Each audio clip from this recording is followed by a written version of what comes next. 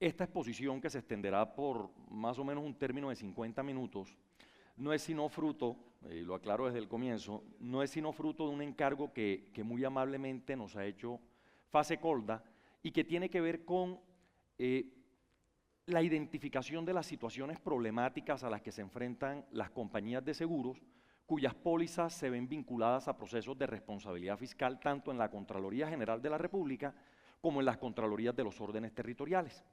Por eso quisiera empezar esta presentación no solo con un saludo especial, sino con toda mi gratitud, tanto al doctor Gustavo Morales, presidente de Fasecolda, como al doctor Luis Eduardo Clavijo, vicepresidente jurídico, como a la doctora Daniela Arias, directora de la Cámara de Cumplimiento y de Responsabilidad, por habernos encargado esta labor, por haber confiado en nosotros con ese propósito. Como les decía, esta exposición no es sino un breve resumen de eso que nosotros encontramos en relación con esas situaciones problemáticas. Evidentemente, digo, es un resumen, no me voy a referir a todas las que están contenidas en el trabajo de investigación, sino solo algunas de ellas por razones de tiempo. ¿Cuáles son las que se han escogido para efectos de adelantar esta exposición? Estas que aparecen acá. 1. Algunos problemas relacionados con la vinculación de pólizas de cumplimiento a los procesos de responsabilidad fiscal. 2.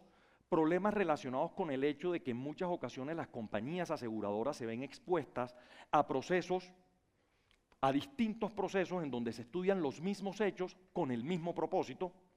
3. A la situación de si existe o no competencia de las Contralorías para tomar determinaciones con fuerza vinculante en relación con el contrato de seguro, ya lo vamos a ver. 4. Problemas que persisten en relación con la vinculación y con la afectación de pólizas de seguros de responsabilidad civil que se otorgan bajo la modalidad de cobertura de claims-made. Y 5. Algunas cuestiones relacionadas con la prescripción de los derechos y acciones que se derivan del contrato de seguro. En cuanto a lo primero, básicamente me voy a referir a dos circunstancias básicas que tienen que ver con la afectación de pólizas de cumplimiento en procesos de responsabilidad fiscal. Primero, es un tema recurrente y de gran impacto para el sector asegurador: vinculación de contratistas afianzados que no tienen la calidad de gestor fiscal. Eso es un tema de todos los días. Y digo que es una situación problemática, aunque no debiera serlo.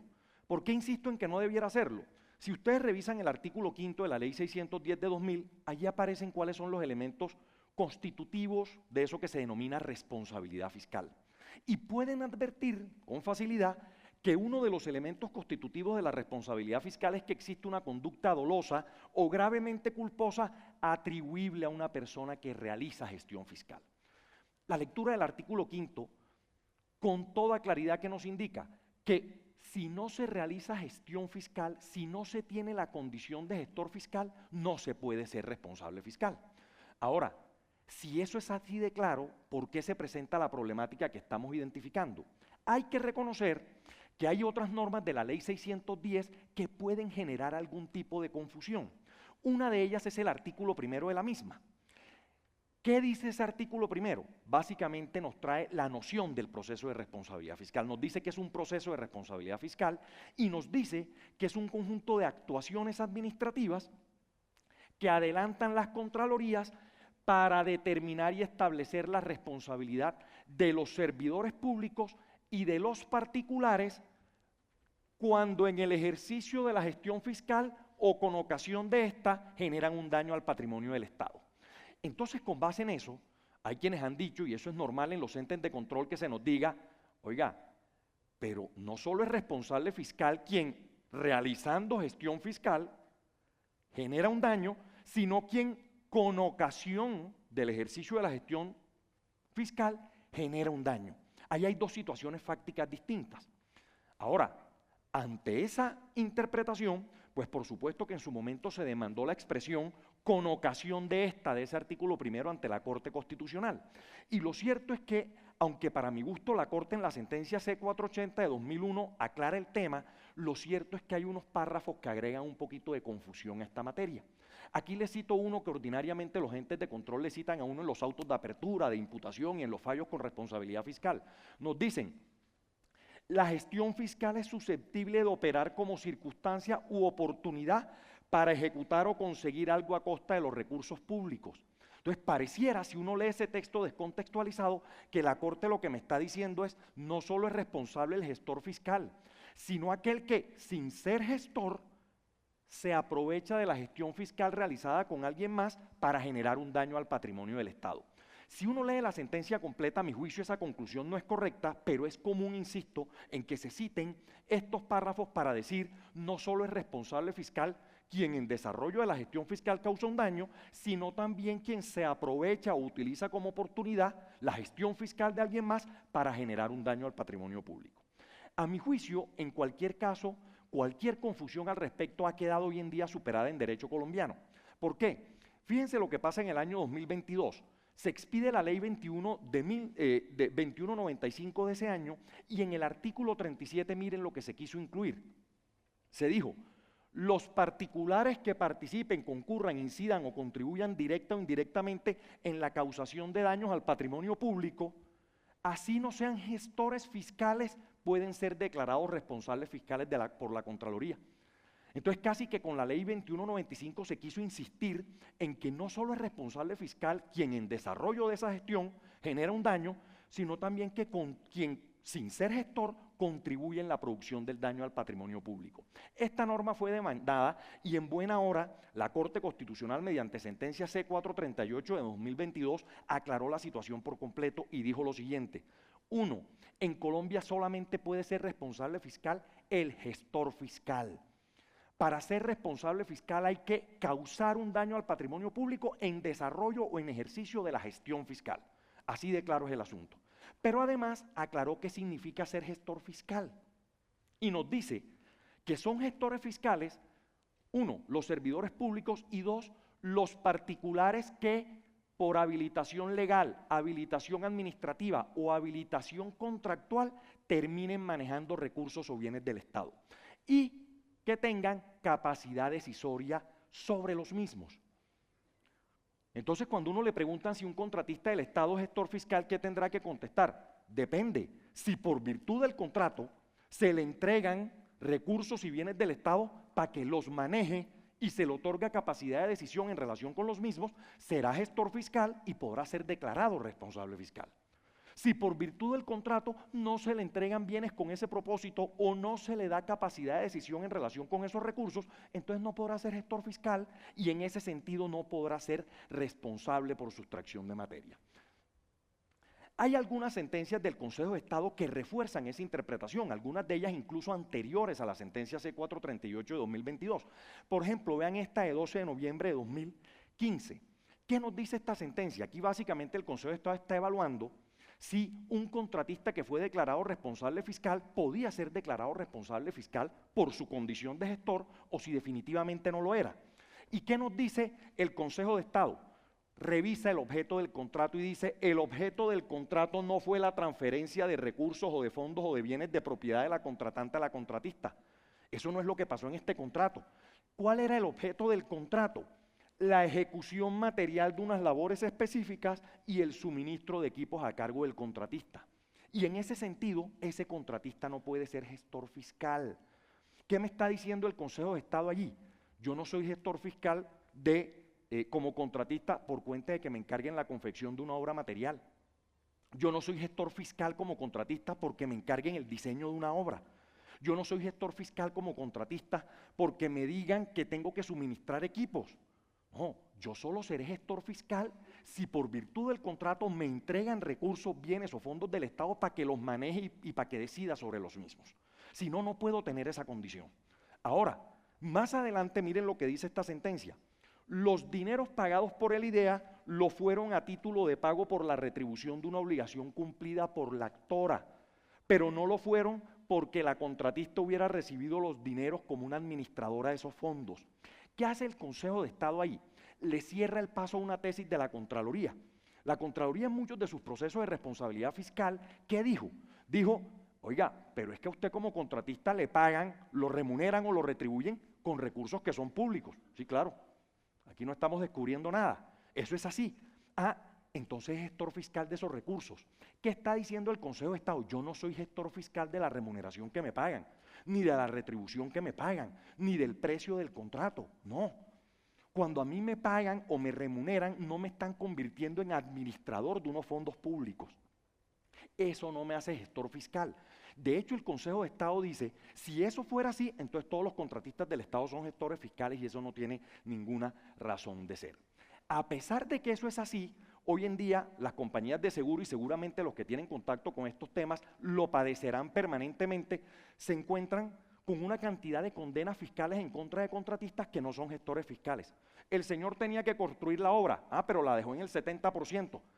¿Eso significa que es responsable fiscal? No, no es responsable fiscal, porque él no es gestor fiscal de esos recursos. Es que la obra no se construyó porque el señor se equivocó en el diseño. Responsable fiscal. No, no es responsable fiscal.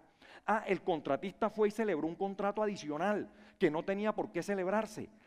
Entonces el valor de ese contrato adicional es un daño fiscal y el contratista tiene que responder por él. No, porque él no es gestor fiscal del valor adicional de los contratos.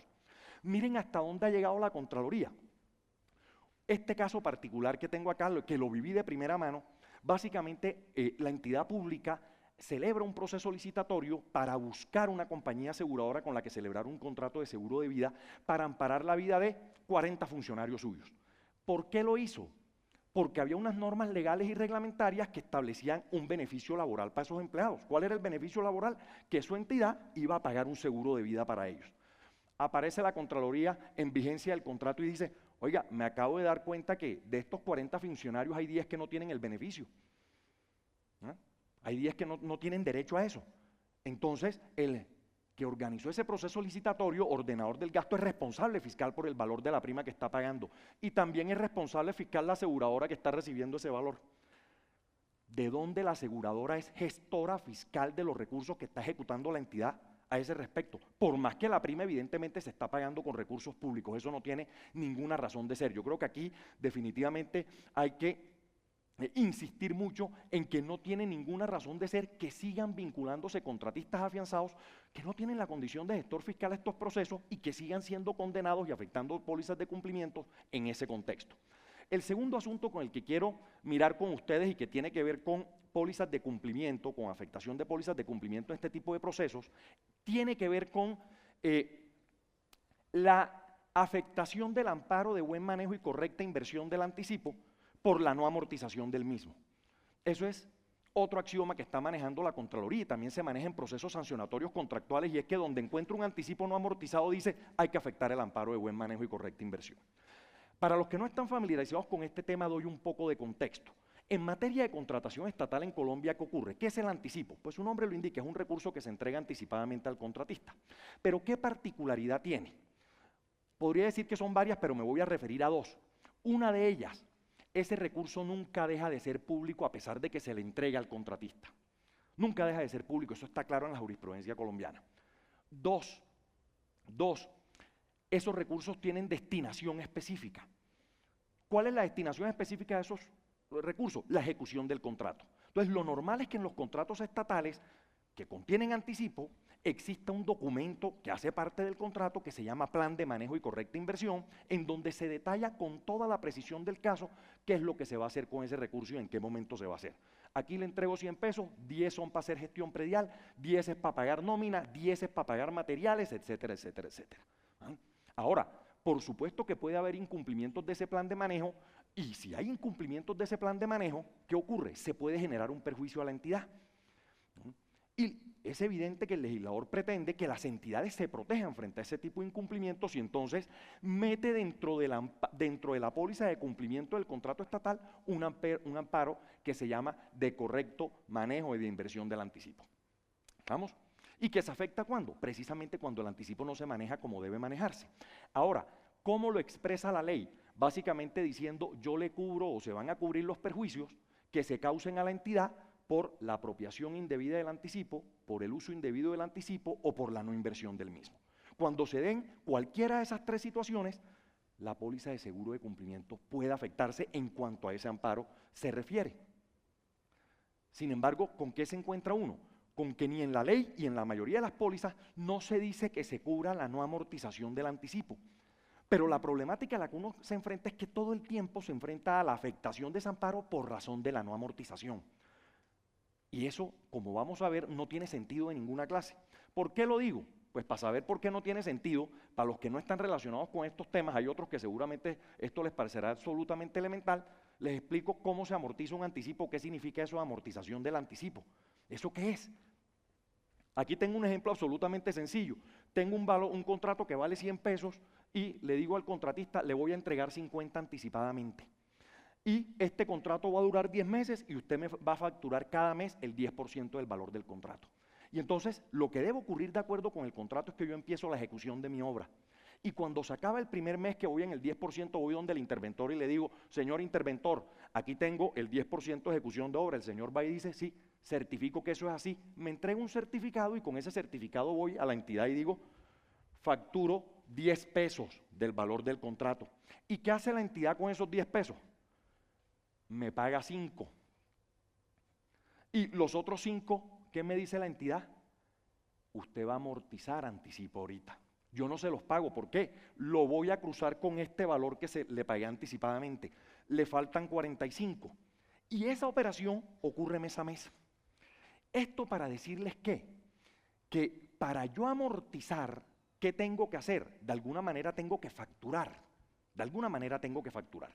Si yo no facturo, pues esa amortización no va a tener lugar, porque no va a haber manera de devolverle obra o servicio a la entidad sin que ella me pague. No va a haber manera de amortizar. Entonces ahora yo me pregunto, oiga, y si yo no amortizo porque no estoy facturando, eso significa que se va a afectar la cobertura de buen manejo y correcta inversión, y podemos mostrar varias situaciones que me muestran que en ocasiones puede que eso ocurra así y hay otras en las que no. Pensemos en 3 situaciones distintas.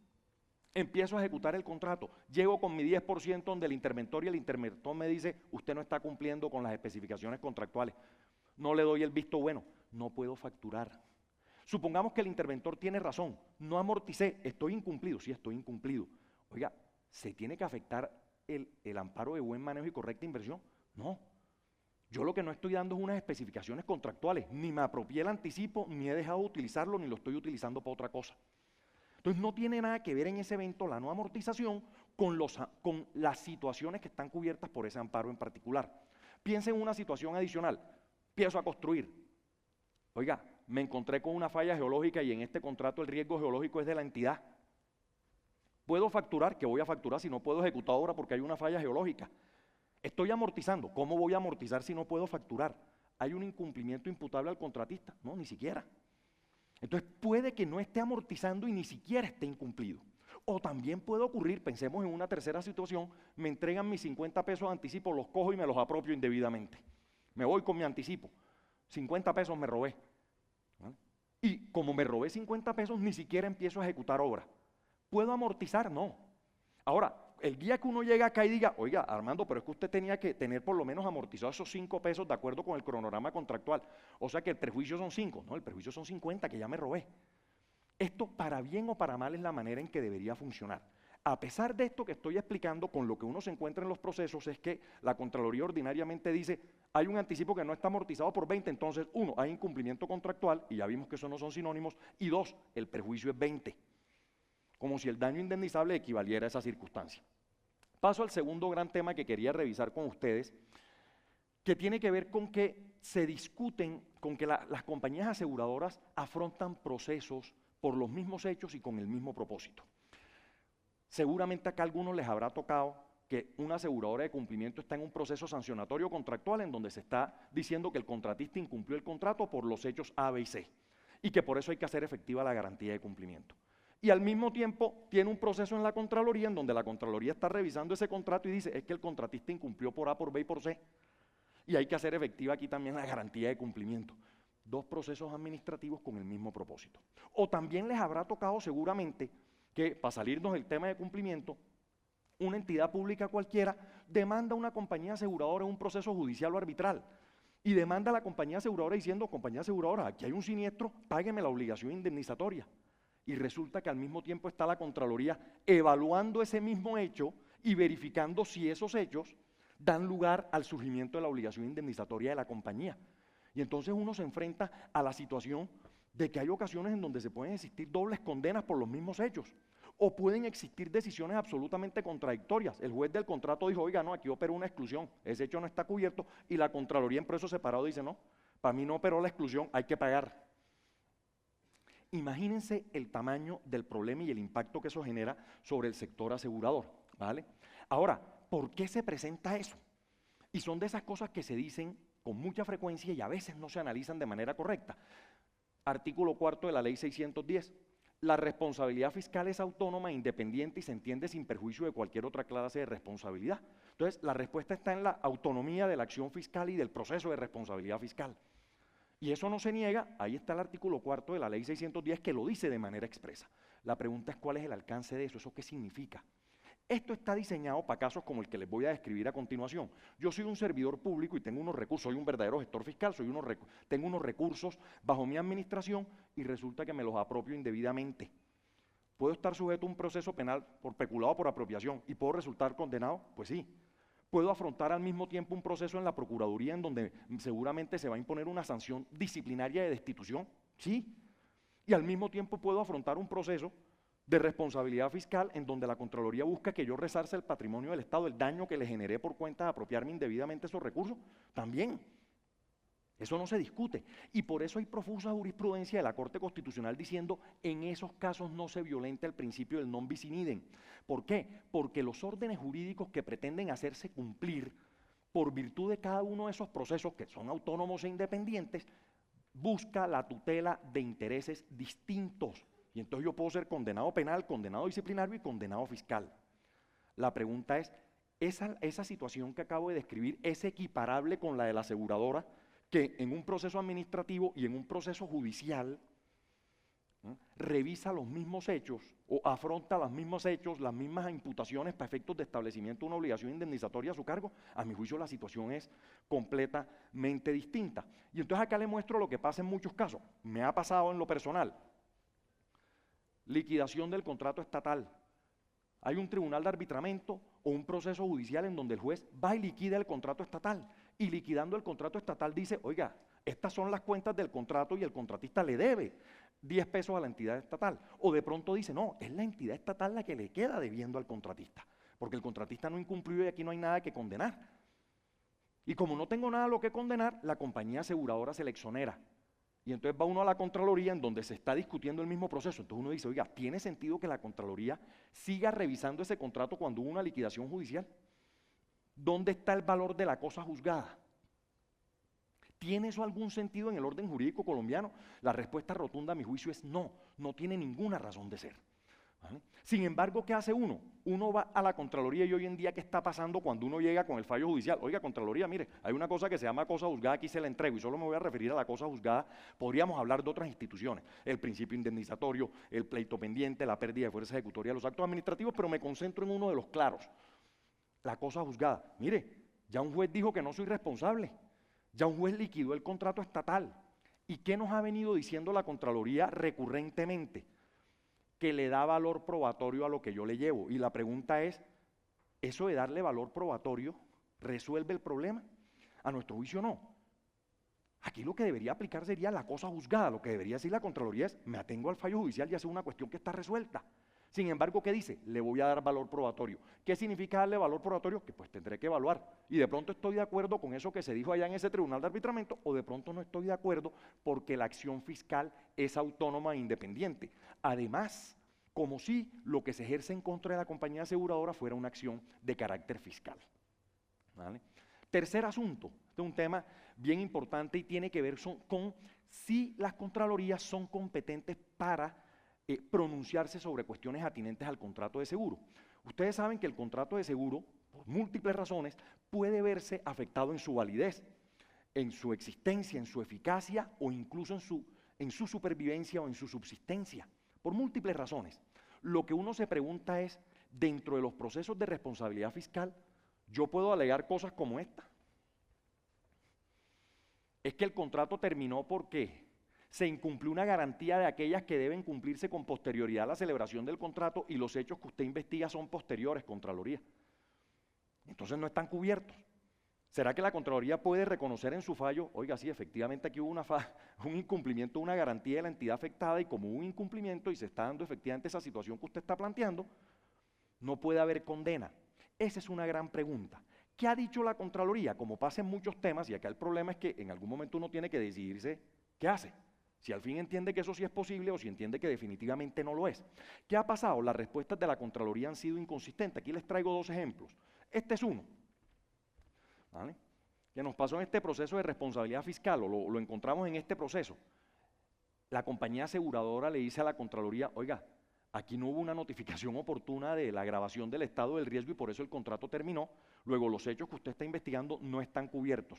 ¿Qué dijo la Contraloría? Este tema es un tema del seguro, con el que yo no tengo por qué meterme. Si la aseguradora cree que esa es la situación, pues tendrá que iniciar los trámites pertinentes para eso.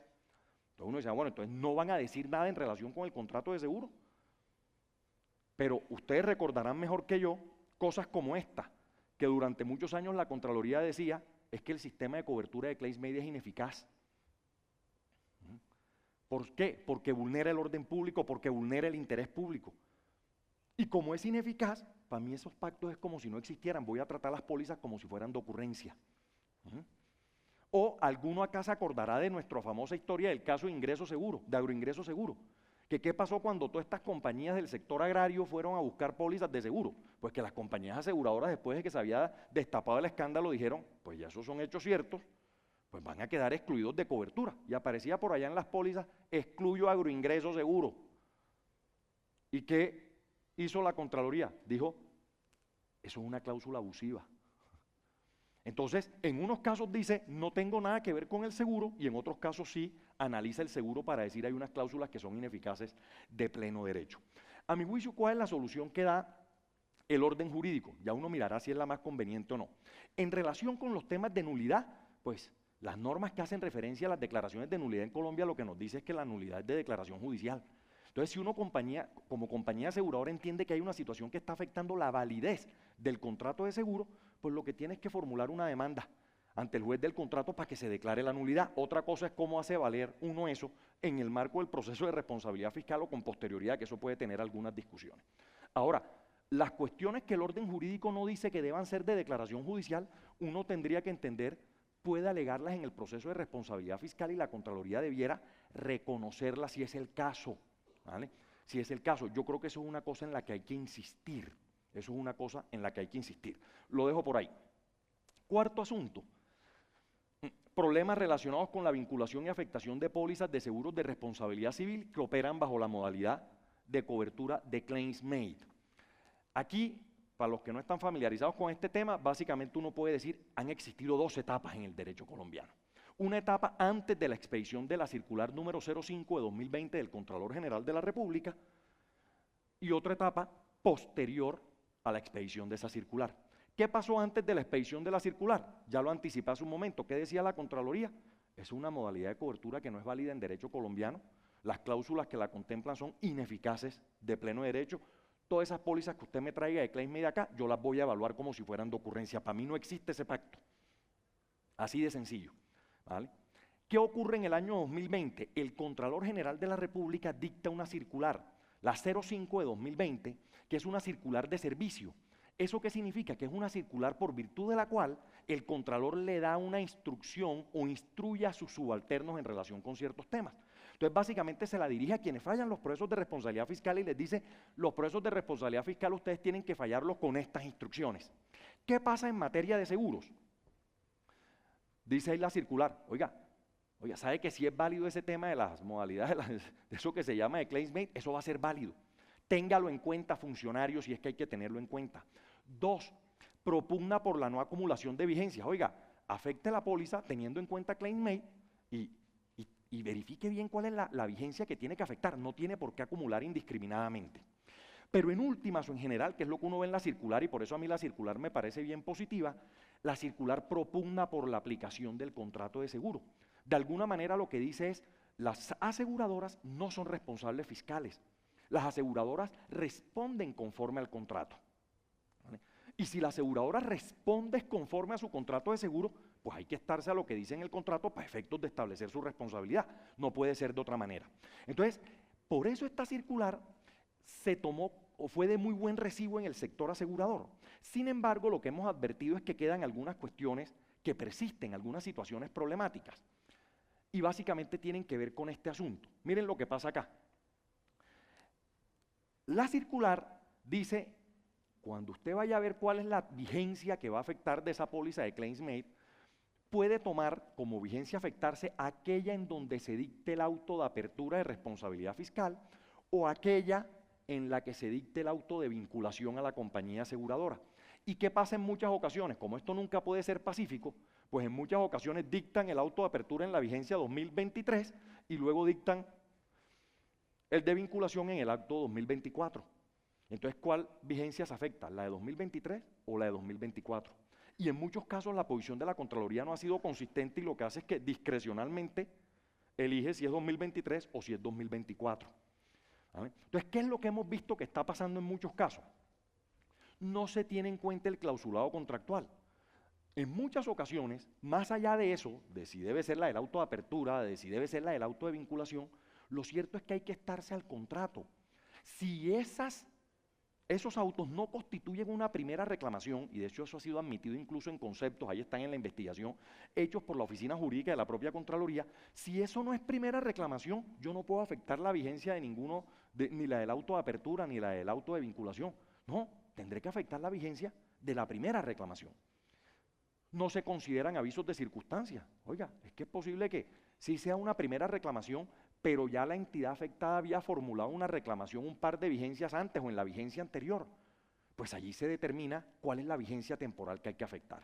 Entonces, sobre esa base, ¿cuál es el llamado allá a la Contraloría? En que básicamente lo que hay es que estarse al contrato. ¿Qué dice el contrato en esa materia y hacer exactamente lo que el contrato impone? A mi juicio, esta es una problemática que uno debería resolver con facilidad porque no tiene por qué afectar negativamente los intereses del Estado. Básicamente otorga claridad al asunto. Y bastaría con unos pequeños ajustes a la circular para que estas cuestiones puedan empezarse a implementar. Y en quinto lugar, quería revisar con ustedes algunas cuestiones que tienen que ver con la prescripción de los derechos y acciones que se derivan del contrato de seguro y cómo juega eso con el proceso de responsabilidad fiscal. ¿Qué dice el artículo 9? ¿Qué dice el artículo 9 de la Ley 610 de 2000?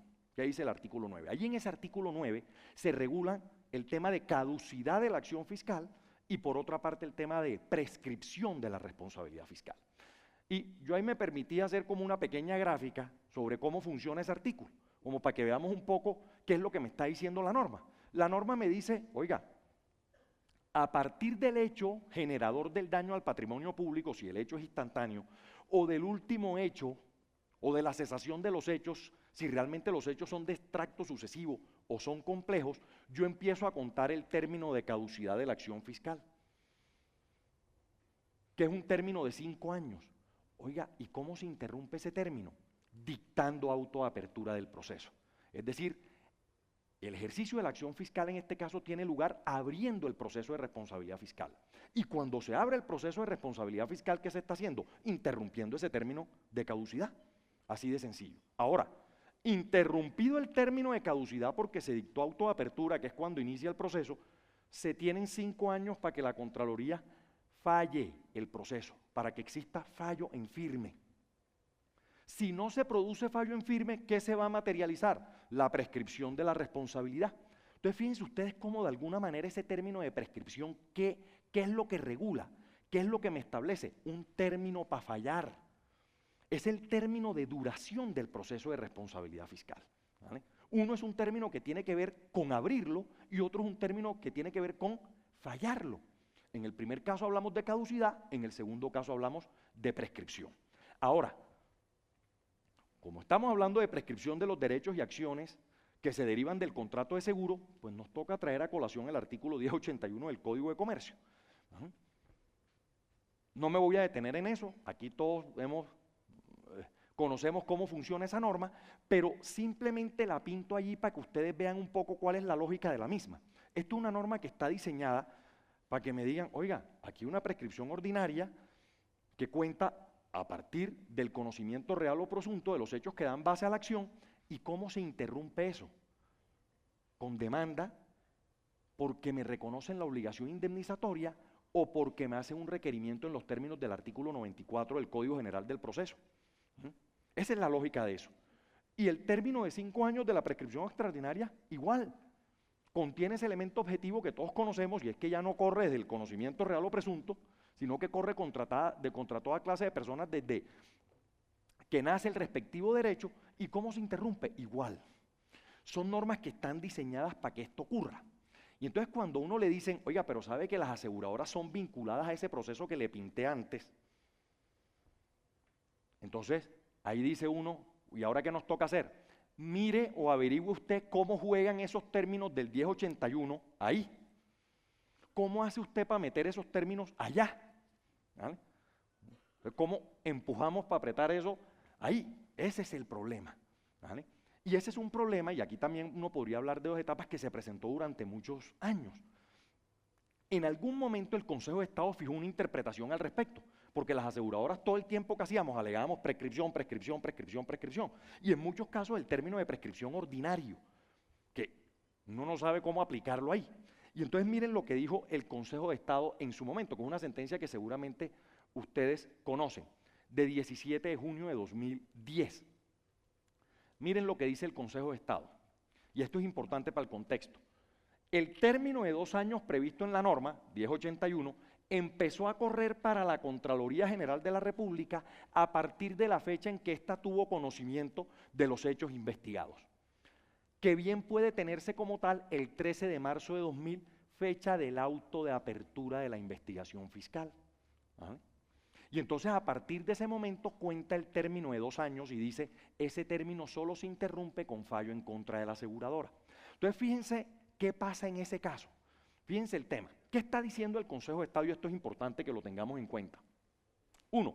El 1081 aplica a la Contraloría, es decir, en estos procesos aplica el 1081. Eso dijo el Consejo de Estado en ese momento. Todos, bravo Consejo de Estado, celebramos esa situación. 2. Miren esta particularidad. Aunque no se dice de manera expresa, pareciera que entendió que los términos corren de manera independiente para asegurado y para Contraloría. Y esto no es un tema menor. Hay muchas sentencias del Consejo de Estado que dicen, oiga, uno dice, oye, ¿y la Contraloría qué acción tiene contra la compañía aseguradora si el asegurador no es responsable fiscal? ¿Qué acción tiene? No, tiene una acción derivada del seguro. ¿Y la Contraloría por qué tiene una acción derivada del seguro? Porque representa a la entidad afectada. Va y representa al asegurado y beneficiario, esa es la acción que ella ejerce. Ha dicho el Consejo de Estado y uno, ve, qué maravilla. Y si es representante la Contraloría del asegurado y beneficiario, ¿por qué para ella corre distinta la prescripción? Entonces me pregunto lo siguiente, ¿será que uno puede decir, oiga, el día que venga la Contraloría a tratar de hacer efectiva una póliza cualquiera, uno puede llegar y decirle a la Contraloría, me da mucha pena, pero le voy a contar lo siguiente, hace 3 años se presentaron estos hechos, la entidad afectada los conoció en ese momento, y yo no le reconocí la obligación indemnizatoria, no me demandó y tampoco me requirió para el pago, es decir, prescribió mi obligación indemnizatoria. Cualquier derecho o acción derivado del contrato de seguro en relación con esos hechos está prescrito y como usted es representante de ese señor, pues no puede perseguirme. Eso debería ocurrir si realmente está actuando como representante. Pero ¿qué dijo el Consejo de Estado acá? Lo vimos en esa parte que les acabo de transcribir. Dijo, la prescripción ordinaria corre para la Contraloría desde el conocimiento de la Contraloría. Es decir, trató independiente al asegurado y a la Contraloría.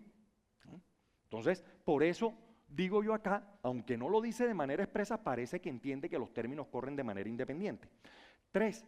¿Cómo se interrumpe esa prescripción? Fallando en contra de la compañía aseguradora. Bueno. Ahora, ¿a partir de qué momento se cuenta ese término de prescripción? Dijo el Consejo de Estado en el año 2010. No dice que a partir del auto de apertura, dice que por tarde a partir del auto de apertura. Un poco, ¿qué está diciendo el Consejo de Estado? Lo que está diciendo el Consejo de Estado es, si la Contraloría abre un proceso de responsabilidad fiscal por unos hechos y dice que hay una póliza que puede estar cubriendo, pues es porque conoce los hechos que dan base a la acción. Por tarde en el momento en que está abriendo el proceso y está vinculando a la compañía aseguradora. En ese momento, entonces, empieza el decurso del término de 2 años. Y entonces, dentro del término de 2 años, siguientes a ese momento, tiene que fallar. Es posible que a uno le parezca lógico esto desde el punto de vista jurídico, que sea loable el esfuerzo que hizo el Consejo de Estado por compaginar esas dos gráficas que yo acabo de poner acá hace un momento, pero eso generó un efecto bien nocivo desde el punto de vista práctico, y yo en eso entiendo a la Contraloría, ¿vale? Generó un efecto nocivo desde el punto de vista práctico. ¿Cuál? Que puso a la Contraloría a fallar en 2 años el proceso en contra de las compañías aseguradoras, ¿vale?, que son terceros civilmente responsables y en la ley también se les llama garante, cuando tiene 5 años para fallar en contra del obligado principal. Entonces, ¿cómo va a tener la Contraloría menos tiempo para fallar en relación con el garante que el que tiene para fallar en contra del obligado principal? Entonces, en la práctica, ¿eso a qué conducía? A que la Contraloría, si quería contar con la garantía del seguro, ¿qué tenía que hacer? Fallar todos sus procesos de responsabilidad fiscal en el término de 2 años, cuando la ley le dice que tiene 5 para hacerlo. Y eso definitivamente no tiene ninguna razón de ser. Es decir, hay que buscarle una solución práctica al asunto. Evidentemente esto prendió las alarmas en la Contraloría. ¿Y qué ocurrió? Se motivó la expedición de la ley 1474, que ustedes conocerán como Estatuto Anticorrupción, y en particular de ese artículo 120 que dice lo siguiente: las pólizas de seguro por las cuales se vincule al proceso de responsabilidad al garante en condición de tercero prescribirán en los plazos del artículo 9. Y ahí, también aquí me puedo gastar quién sabe cuánto tiempo diciendo, bueno, ¿y esto qué significa de que las pólizas prescribirán en los plazos del artículo 9? Pero más allá de que puede existir muchas interpretaciones, muchas de esas conducen al mismo problema que generó la sentencia. ¿No? Hay una interpretación que más allá de que tiene o que permite algunas discusiones jurídicas, desde el punto de vista práctico por lo menos puede solucionar la problemática. Una interpretación es que lo que quiso hacer el legislador es decirle a las compañías aseguradoras, y esto es bueno para efectos, esto hay que tenerlo claro para efectos de suscripción, porque después le preguntan, oiga, pero esto no está prescrito, si está prescrito, ¿cómo así? Que ya pasaron tantos años. A mi juicio lo que está tratando de hacer el legislador ahí es decirle a las compañías aseguradoras, cuando usted tenga una póliza que vayan a vincular a un proceso de responsabilidad fiscal, usted como aseguradora queda sujeta a esos términos que están allá en el artículo 9.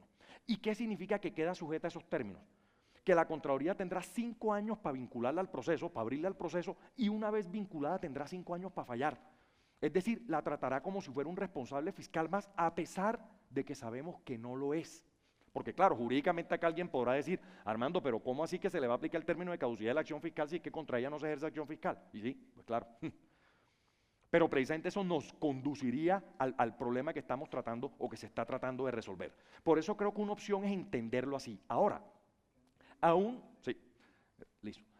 entendido de esa manera, y dejando de lado la problemática que esto supone, que solo se corrige con regulación, ¿qué está ocurriendo hoy en día en los procesos que se adelantan en Contraloría? Una cosa que me parece, y aquí traigo 2 situaciones, pero pueden ser más. Miren estos par de ejemplos sencillos, aún en el entendimiento que les estoy mencionando. La Contraloría, hechos, y a los 5 años dicta un auto de apertura contra Pedro, Raúl y Ana. En el año 6 o en el año 7 dice, oiga, ¿sabe qué? Se me había olvidado Raquel. Meto a Raquel y meto a una compañía aseguradora en el año 7. ¿Vale? O dice, dicto auto de apertura dentro de los 5 años contra la compañía aseguradora X por la póliza 1. Y de pronto en el año 7 o en el año 8 dice, ¿sabe que no era la póliza 1? Mantengo la vinculación, pero la póliza es la 2.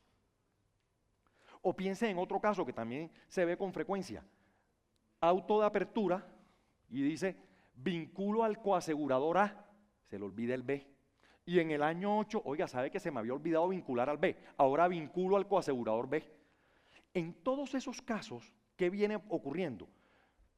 Raquel y la compañía de seguros aquí, la compañía de seguros acá, el coasegurador en el caso número 3, que vienen diciendo, oiga señor, caducó la acción fiscal. ¿Qué viene diciendo la Contraloría? Que es una tesis que a mí me parece nefasta. Viene diciendo, no, es que si yo ejercí mi acción fiscal contra Pedro, Raúl y Ana, interrumpo la caducidad contra cualquier otro que yo quiera vincular en futuro. Y entonces desechan este argumento sobre la base de que hay interrupción, de que el término que corre en favor de uno, porque es un término que corre ahí en favor de Raquel y de esa compañía, se interrumpe porque vincularon al proceso a alguien que no tiene nada que ver con uno.